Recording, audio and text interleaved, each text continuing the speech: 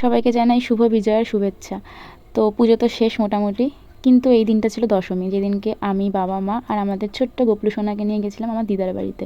যেহেতু দশমীতে আমার জন্মতিথি, ওই জন্য আমার দিদা আমাকে পঞ্চব্যঞ্জন রেঁধে খাওয়ায়। তো লাস্ট 2 বছর হয়নি, কিন্তু এই বছর আর মিস হয়নি, আমরা গেছিলাম, 3 জনেই গেছিলাম। এই যে আমি একটু গুপলুকে দিয়ে কেত মারছিলাম। তারপরে এই ট্রেনে উঠেছিলাম, বনগাঁ লোকাল ছিল কিন্তু এতটাই ফাঁকা, হয়তো দশমীর জন্যই ফাঁকা ছিল। তো বিধাননগর স্টেশনে নেমে বাবা আবার গুপলুকে নিয়ে একটু আদর করছিল, একটু জামা প্যান্টগুলো ঠিক করে দিচ্ছিল ওর। হ্যাঁ, তো তারপর যাচ্ছিলাম দিদার বাড়ির দিকেই। তো ওখানে একটা পুজো হয় বুঝলে, আগে না মণ্ডপ করে পুজো হতো, কিন্তু এখন মন্দির হয়ে গেছে ওটা, তো অতটা আনন্দ হয় না, কিন্তু তাও ঠিক আছে। তারপর আমাকে এত কিছু খাবার দেওয়া হয়েছিল, যেটার আমি অর্ধেকও খেতে পারিনি। আমি পায়েসটা খুব একটা ভালো খাই না, তবুও জাস্ট চেখে দেখেছিলাম কেমন হয়েছে।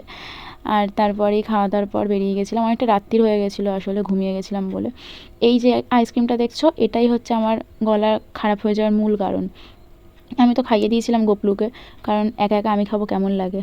তো ওকে খাওয়ানোর পর আমি খেয়েছিলাম, যেটার জন্য গলা আমার পুরো শেষ। তো দেখা হচ্ছে পরের ব্লগে, এতক্ষণের জন্য টাটা।